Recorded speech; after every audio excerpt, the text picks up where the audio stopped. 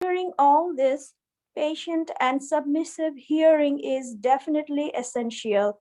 With great respect and attention, one should receive the message and lessons imparted by the Srimad Bhagavatam.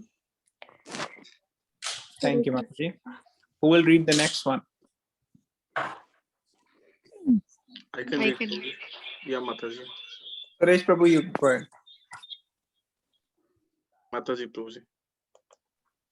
Okay, who else volunteered? Rakshita Mata, I think. Okay, Rakshita Mataji, go ahead. Okay Prabhu ji मैं read कर देती हूँ वैसे प्रभु जी मैंने किया नहीं था ऐसा ना मैं किसी की ओके आई रीड ना okay the Vedas are compared to the desire tree because they contain all things knowable by men. They deal with mundane necessities as well as spiritual realization. The Vedas contain regulative principles of knowledge covering social, political, religious, economic, military, medicinal, chemical, physical, and metaphysical subject matter, and all that may be necessary to keep the body and soul together. Above and beyond all these, this are specific direction for spiritual realization. Regulative knowledge involves a gradual rising of the living entity to the spiritual platform, and the highest spiritual realization is knowledge that the personality of Godhead is the reservoir of all spiritual taste or rasas. Hare Krishna. Hari Bol. Suresh Prabhu, you want to read next one? Sure, Prabhuji. Every living entity, beginning from Brahman, the firstborn living being within the material world, down to the insignificant ant, desires to release some sort of taste derived from sense perception. These sensual pleasures are technically called rasa. Such rasas are different varieties. In the revealed scriptures, the following 12 varieties of rasas are enumerated. Raudra, anger. Adbhuta, wonder. Srangara, conjugal love. Hasya, comedy. Veer, chivalry. Daya, mercy. Dasya, saviorship. Sakya, fraternity. Bhayanak, horror. Bibhats, shock. Sant, neutrality. 12th, Vatsalya, parenthood. Hare Thank you. Krishna. Hari Bol. Okay, great. My mother will read now. The sum total of all these rasas is called affection or love. Primarily, such signs of love are manifested in adoration, service, friendship, parental affection, and conjugal love. And when these five are absent, love is present indirectly in anger, wonder, comedy, chivalry, fear, shock, and so on. For example, when a man is in love with a woman, the rasa is called conjugal love. But when such love affairs are disturbed, there may be wonder, anger, shock, or even horror. Sometimes love affairs between two persons culminate in ghastly murder scenes. Such rasas are displayed between man and between animal and animal. There is no possibility of an exchange or rasas between a man and an animal or between a man and any other species of living beings within the material world. The rasas are exchanged between members of the same species, but as far as the spirit souls are concerned, they are one qualitatively with the Supreme Lord. Therefore, the rasas were originally exchanged between the spiritual living being and the spiritual whole, the Supreme Personality of Godhead. The spiritual exchange or rasas is fully exhibited in spiritual existence between living beings and the Supreme Lord. Hare Krishna. Hare Krishna. Okay, going forward. Anand Kishore, you want to read next? Will be read the shaded portion. The Supreme Personality of Godhead is therefore described in the Shruti mantras, Vedic hymns, as the fountainhead of all rasas. When one associates with the Supreme Lord and exchanges one's constitutional rasa with the Lord, then the living being is actually happy. These Shruti mantras indicate that every living being has its constitutional possession, which is endowed with a particular type of rasa to be exchanged with the personality of Godhead. In the liberated condition only, this primary rasa is experienced in full. In the material existence, the rasa is experienced in the perverted form, which is temporary. And thus, the rasas of the material world are exhibited in the material form of Raudra, anger, and so on. Therefore, one who attains full knowledge of these different rasas, which are the basic principles of activities, can understand the false representations of the original rasas, which are reflected in the material world. The learned scholar seeks to relish the real rasa in the spiritual form. In the beginning, he desires to become one with the Supreme. Thus, less intelligent transcendentalists cannot go beyond this conception of becoming one with the spirit whole without knowing the different rasas. Hare Krishna.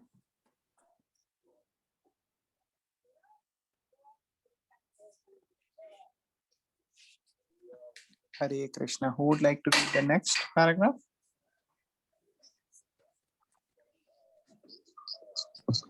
Prabhuji, I can read. Yes, Madam. In this shloka, it is definitely stated that spiritual rasa, which is relished even in the liberated stage, can be experienced in the literature of the Srimad Bhagvatam due to its being the ripened fruit of all Vedic knowledge. By submissively hearing this transcendental literature, one can attain the full pleasure of his heart's desire. But one must be very careful to hear the message from the right source. Srimad Bhagvatam is exactly received from the right source.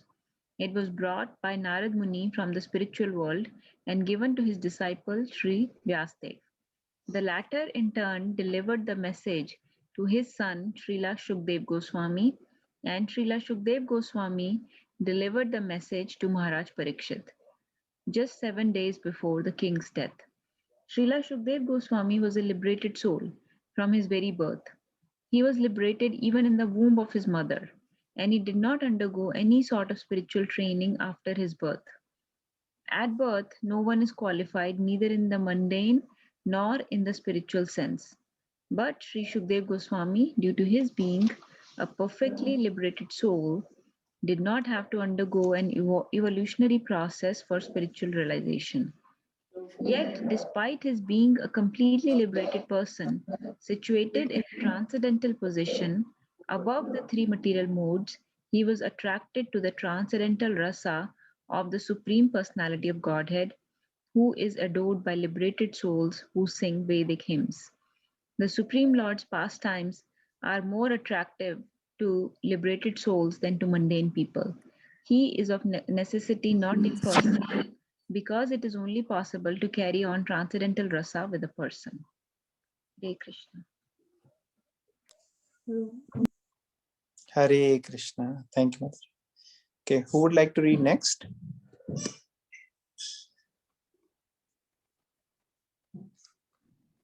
Any volunteers?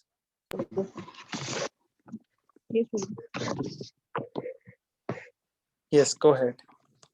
In the Srimad Bhagavatam, the transcendental pastimes of the Lord are narrated, and the narration is systematically depicted by Srila Shukdev Goswami, that the subject matter is appealing to all classes of persons, including those who seek liberation and those who seek to become one with the Supreme Whole. In Sanskrit, the parrot is also known as shuka. When a ripened fruit is cut by the red beaks of such birds, its sweet flavor is enhanced. The Vedic fruit, which is mature and ripe in knowledge, is spoken through the lips of Srila Shukadev Goswami, who is compared to the parrot not for his ability to recite the Bhagavatam exactly as he heard it from his learned father, but for his ability to present the work in a manner that would appeal to all classes of men. Hare Krishna. Okay, Hare Krishna. So these are the sections which we didn't read last time. So anybody would like to explain so far what we read in short, brief, or at least the last couple of paragraphs?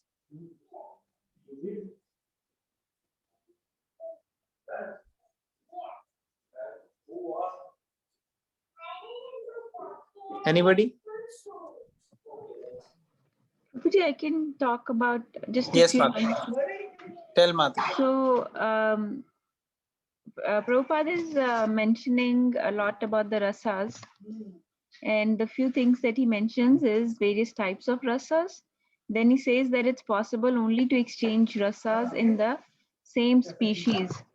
With the it's not possible to exchange rasa with like animal or with another species, and he makes a point that whatever spiritual rasa we exchange with the supreme god, we can relish those by reading Srimad Bhagvatam, and we should get Srimad Bhagvatam from the right source, and Srila Shukdev Goswami is the right source because he was liberated even in the womb of his mother. He was born liberated, and so he's the right person to give us these transcendental rasas, because mundane people cannot understand these spiritual rasas. Only a liberated soul can. Yes, Prabhuji, that's just a few thoughts.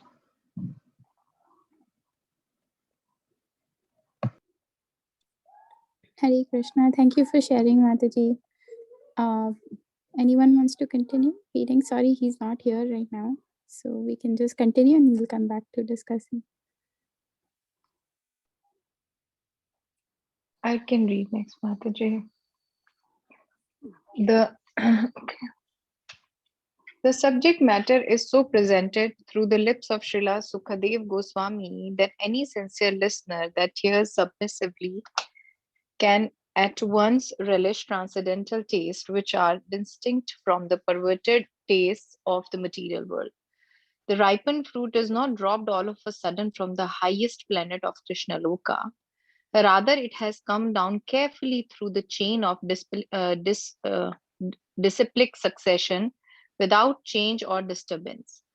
Foolish people who are not in the transcendental disciplic succession commit great blunders by trying to understand the highest transcendental rasa, known as the rasa dance, without knowing in the footstep of Sukadeva Goswami, who presented this fruit very carefully by stages of transcendental realization.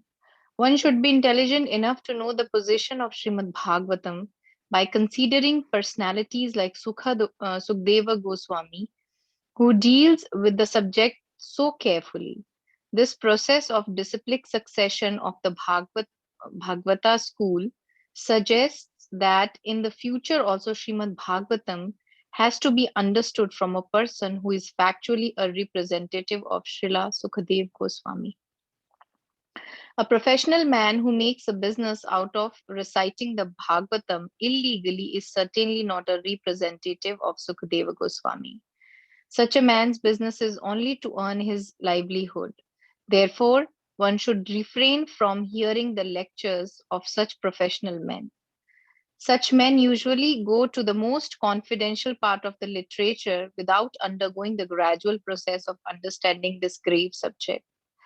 They usually plunge into the subject matter of the rasa dance, which is misunderstood by the foolish class of men. Some of them take this to be immoral, which while others try to cover it up by their own stupid interpretations. They have no desire to follow in the footsteps of Srila Sukadev Goswami. Hare Krishna.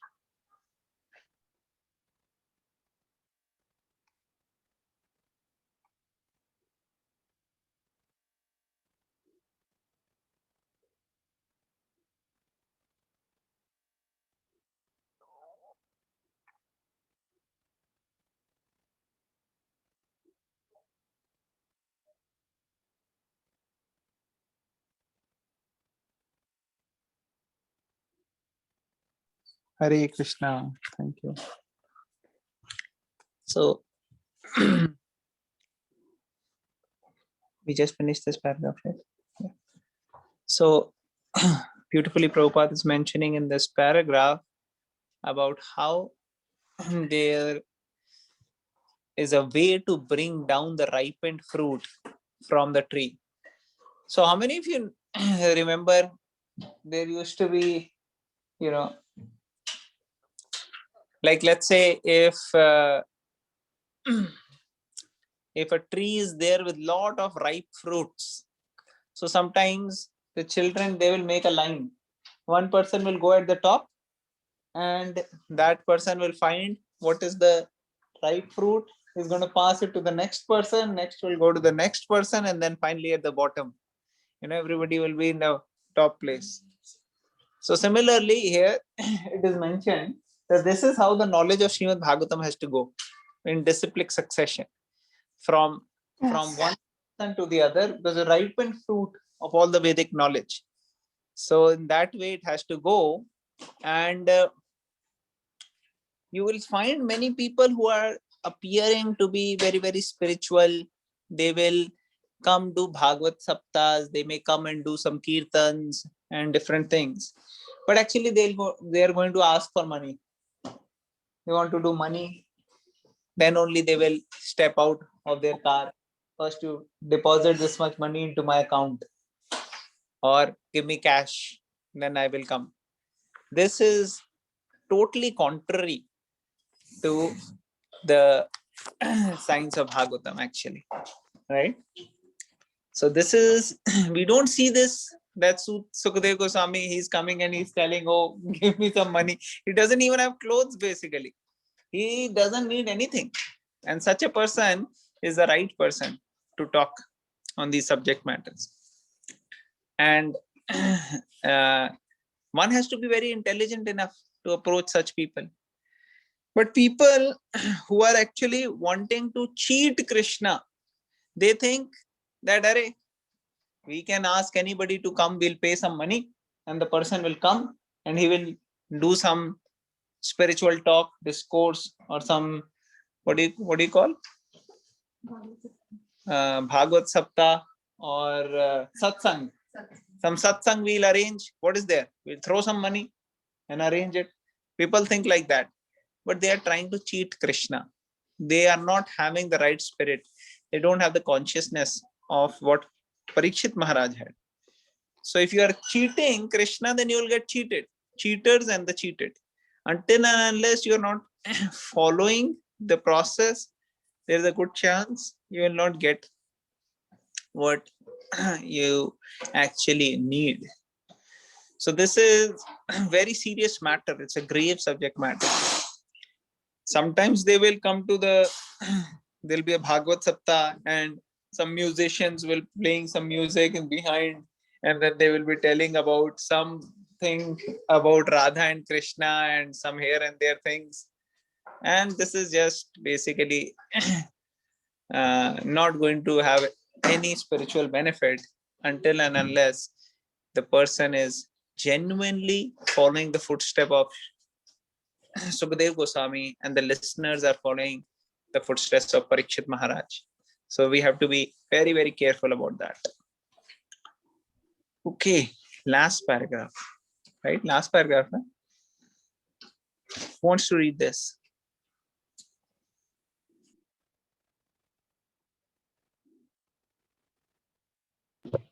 I can read, Prabhuji.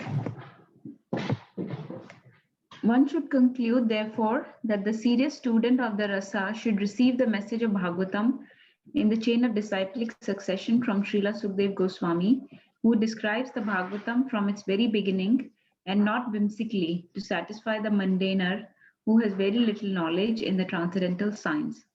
Srimad Bhagavatam is so carefully presented that a sincere and serious person can at once enjoy the ripened fruit of Vedic knowledge simply by drinking the nectarian juice through the mouth of Sukadeva Goswami or his bona fide representative. Thank you. So it is also said that this seed, this ripened fruit actually does not have any seed and does not have any cover. So two things which are not very useful. Like if you want to have a ripe mango and it has a lot of seed, big seed, and then a cover, then usually all that part is wasted, right? So this particular seed is totally nectar. Sorry, this particular fruit is totally nectar. Doesn't have a seed, doesn't have a covering. So here, in conclusion, is saying serious student of this subject should actually follow the disciplic succession of Srila Sukhdev Goswami.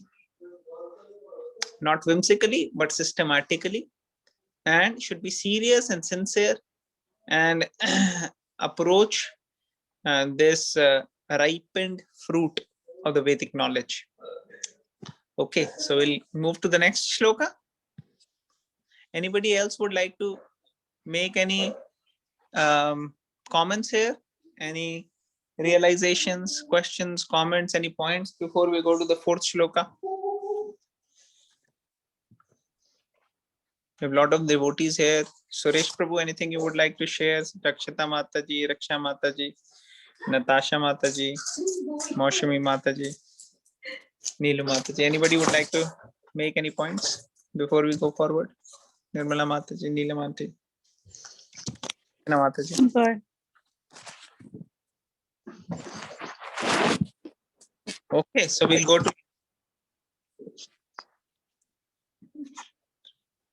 Okay, so now the story is starting. We'll go to the fourth shloka.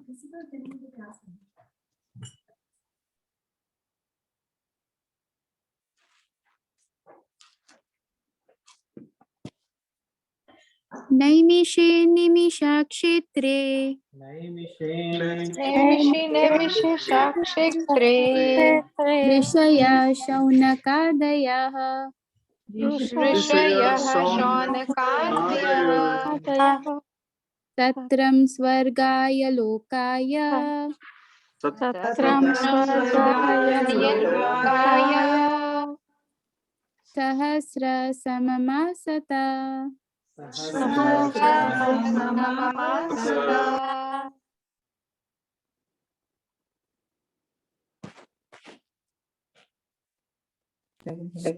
Okay, anybody would like to read the translation? I can read, Prabhuji, if it's okay. Yes, Mataji.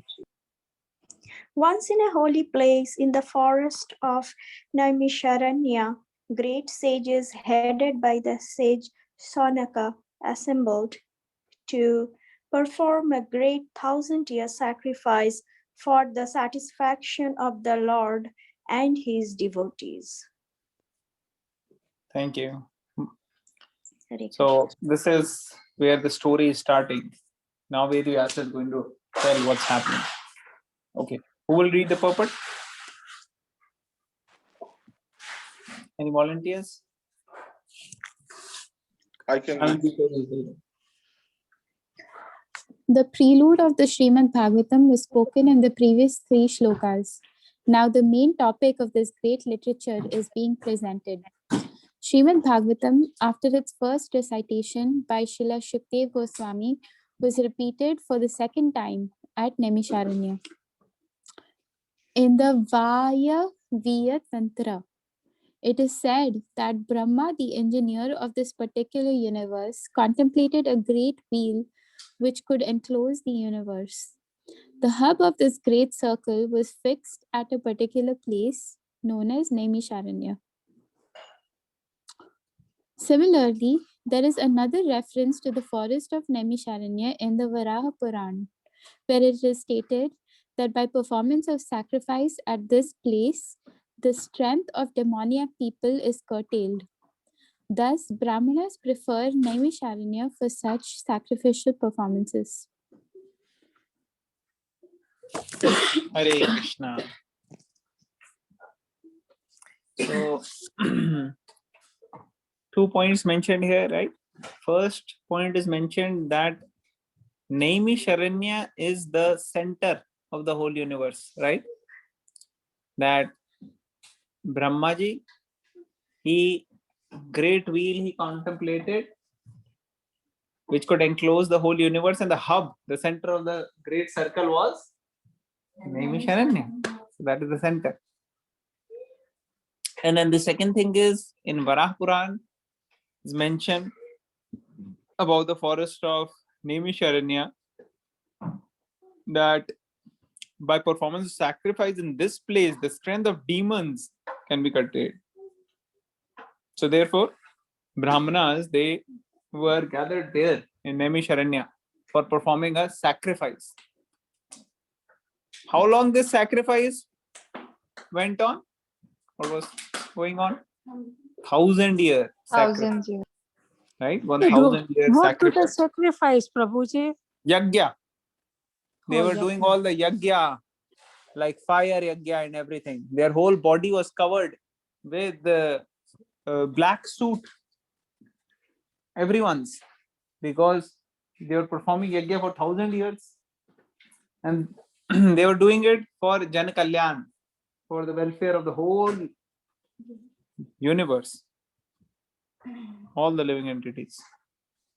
Okay, would like to read next? I can read. Yes, ma'am. The devotees of Lord Vishnu offer all kind of sacrifices for his pleasure. The devotees are always attached to the service of Lord, whereas the fallen soul are attached to the pleasure of the material existence. In Bhagavad Gita, it is said that anything performed in the material world for any reason other than for the pleasure of the Lord Vishnu causes further bondage for the performers. It is enjoined, therefore, that all act must be performed sacrificially for the satisfaction of Vishnu and his devotee. This will bring everyone peace and prosperity. Thank you, Mataji. Can anybody tell which shloka they are talking about here? Who will tell this shloka from the Bhagavad Gita? Who can recite it?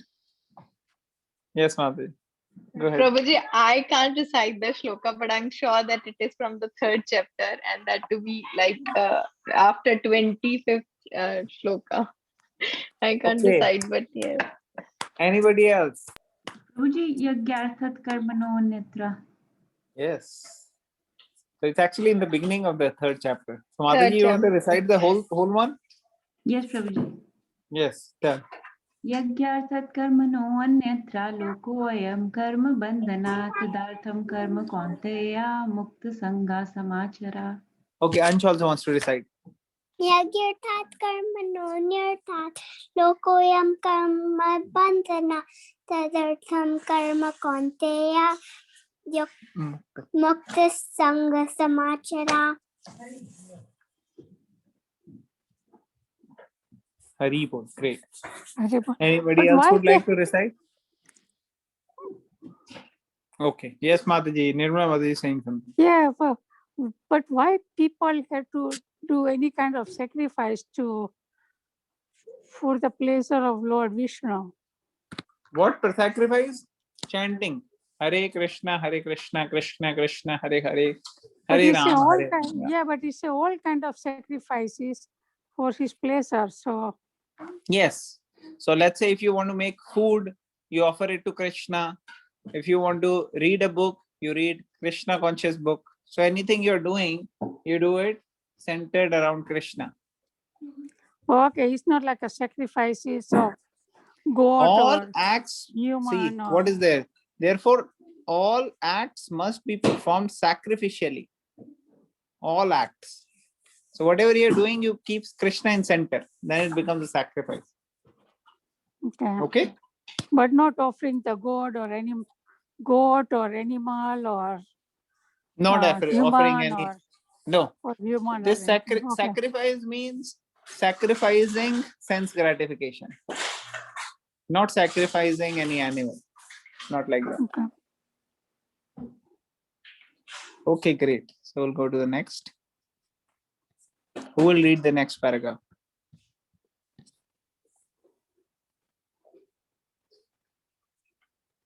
Okay, I can read. The great sages are always anxious to do good to people in general. As such, the sages headed by Shaunak and others assembled at this holy place of Naimisharanya with the program of performing a great and continuous chain of sacrificial ceremonies. Forgetful men do not know the right path for peace and prosperity. However, the sages know it well, and therefore, for the good of all men, they are always anxious to perform acts which may bring about peace in the world. They are sincere friends to all living entities, and at the risk of great personal inconvenience, they are always engaged in the service of the Lord for the good of all people. Lord Vishnu is just like a great tree, and all others, including the demigods, men, siddhas, charanas, vidyadharas, and other living entities, are like branches, twigs, and leaves of that tree. By pouring water on the root of the tree, all the parts of the tree are automatically nourished. Only those branches and leaves which are detached cannot be satisfied. Detached branches and leaves dry up gradually despite all watering attempts. Similarly, human society, when it is detached from the personality of Godhead, like detached branches and leaves, is not capable of being watered. And one attempting to do so is simply wasting his energy and resources. Very, very beautiful paragraph. So Prabhupada in this paragraph is starting by saying that the great sages are always anxious to do good to the people in general. Now, this is a tendency of Brahmanas, especially the sannyasis, that they are actually wanting to do good to everyone. A sannyasi basically is a person who has left having this mentality of being partial to his people. We all are partial, right? Generally, people are partial to those who are close to them. If a close person dies, we are very much affected. But if we read in the newspaper that, oh, 1,000 people died, we are a little bit affected. Or one person died, we are even less affected. But those who are actually near and dear and loved ones, if they die, then our life totally shakes up. So we are all partial. But sannyasi is someone who has left having this mentality of being partial, selflessly serving everybody. That is the mentality of great saints and sages here. So they want to do good to everybody. But doing good to everybody is not easy. Generally, world is very cruel. One man's food is another man's poison. Jiva jivasya jivanam. One living entity is a food for other living entity. One living entity is relying on other living entity. So doing good to everybody is not easy. It comes with some or the other challenge. Other than Krishna consciousness, practically nothing else is there which can be good for everyone. So these great sages, saints, they are trying to figure out how to do good to others. So they learned and started doing a sacrifice, right? And who is the head of all these sages? Shaunak Rishi, right? Shaunak Rishi, they all assembled in Naimisharanya and they are doing great sacrifice to everybody, continuous chain of sacrificial ceremonies. And they want to bring those who are not even spiritually realized, or those who are forgetful, everybody they want to bring benefit. That is the mentality of the saints and sages. Because people in general, they are in ignorance. They don't know what is right and wrong. Like a child. The child doesn't know, but the parents know. Parents have to take care of the child. Similarly, the great rishis, the great saints, they take the responsibility of doing good to others, even though other people are thankless to them. That is their nature. So once upon a time, there was a very saintly person, and he saw that a small animal like a scorpion or something was drowning while he was taking a bath in the river. The scorpion fell and he was going to drown in the river.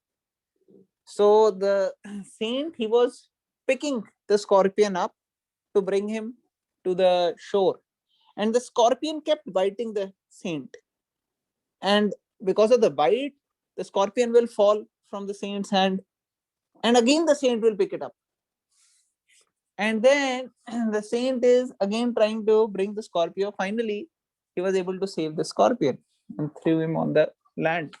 But another person who was watching this, he said to the saintly man, this scorpion, he bit you like so many times. Why did you just, let it go? Why did you have to keep picking the scorpion up again from water? So the saintly person said, I was following my nature. Scorpion was following his nature. His nature is to bite, and my nature is to be compassionate and save. So third chapter also, Krishna says in the Bhagavad Gita that everybody is actually, I think it's 3 point, if I remember, it's 3.5 or 6. 3.5. Everyone is forced to act helplessly according to the qualities he has acquired from the modes of material nature. Therefore, no one can refrain from doing something even for a moment. So we all are acting according to the modes of material nature, and the saints and sages, they are acting in mode of goodness, and many times in the mode of pure goodness. They're very, very advanced. So that's what we are seeing here, that these saints, they are taking great personal inconveniences for the benefit of other people, doing good to others. We see the same mood in the life of the followers of Lord Chaitanya Mahaprabhu. Lord Nityananda Prabhu and Haridas Thakur, as you all have been hearing last few days, they are going out, taking personal inconveniencing, going door to door, asking people to chant the holy name of the Lord, right? To perfect their life. And people are just, ignoring them, rejecting them, insulting them. But a great saint is actually still doing good to others. Like the scorpion was biting, but still great. That is the greatness. That in spite of all the insults, negativity, misunderstanding, if one still continues to serve Krishna and follow the path and keep doing good to others, that is real success. So that is how these great saints, great people are doing. And then it's mentioned that how Lord Vishnu is actually the tree.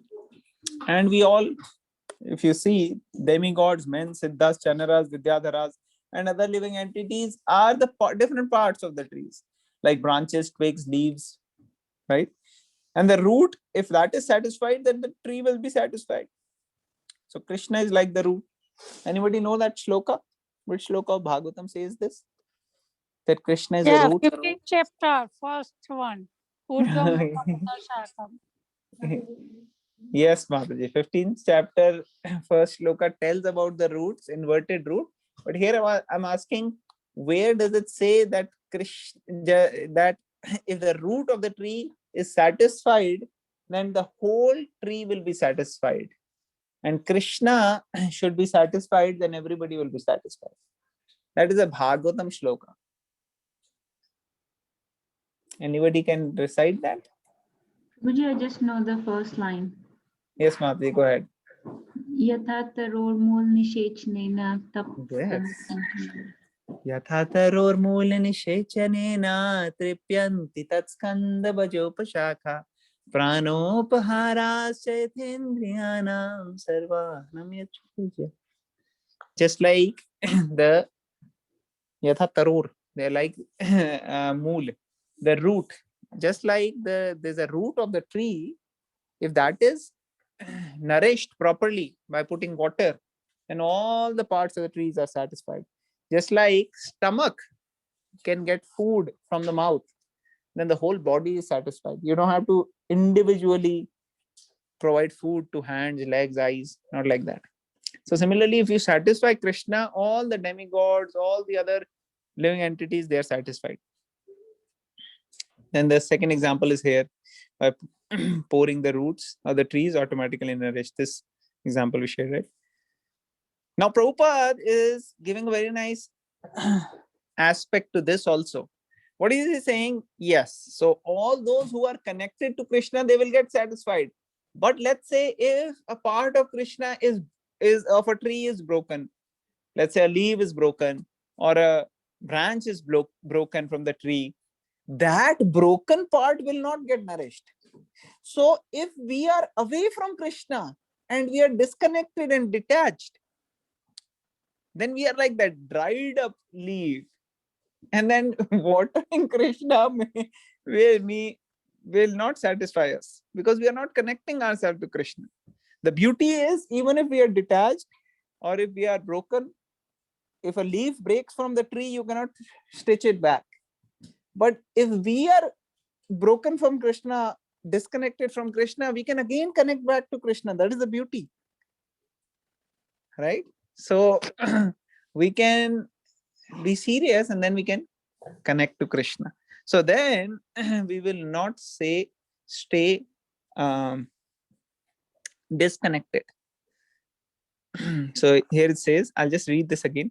Only those branches and leaves which are detached cannot be satisfied. Detached branches and leaves dry up gradually despite all watering attempts. Similarly, human society, when it is detached from personality of Godhead, like detached branches and leaves, is not capable of being watered.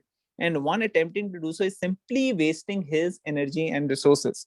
So what does it mean? That if we are trying to satisfy people, when people are disconnected from Krishna, then actually we are wasting our time and resources. So therefore, most important is to connect them to Krishna first. All right. Anybody else would like to add anything to this? Any comments? Any points? Did it make sense what I shared? If I made any mistakes or anyone would like to correct, please feel free.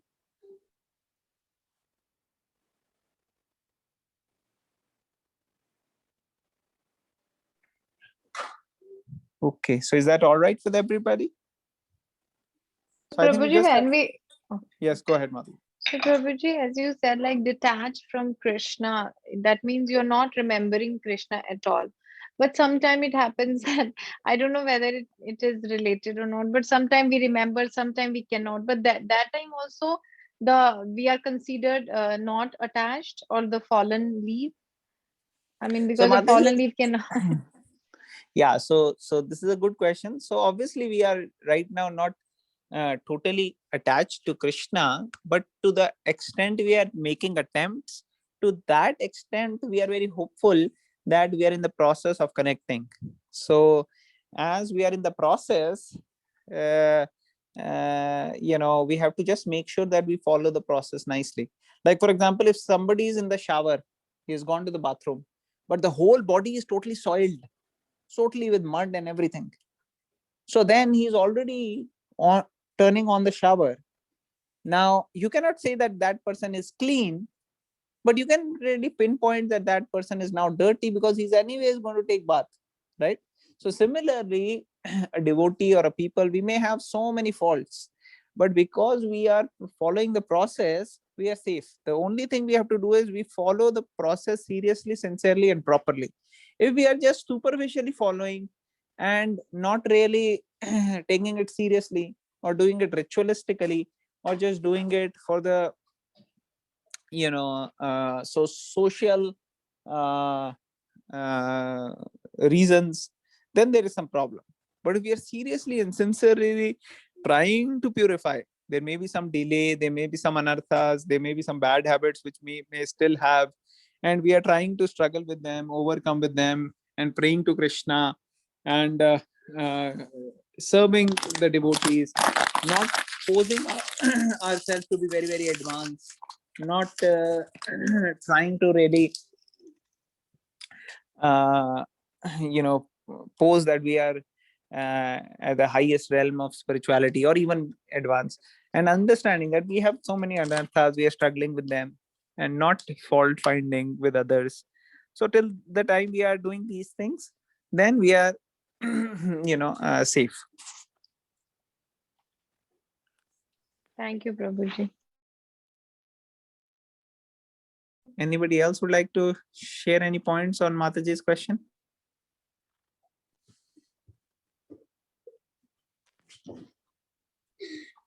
Any comments anybody want to make? Otherwise, we'll end it here.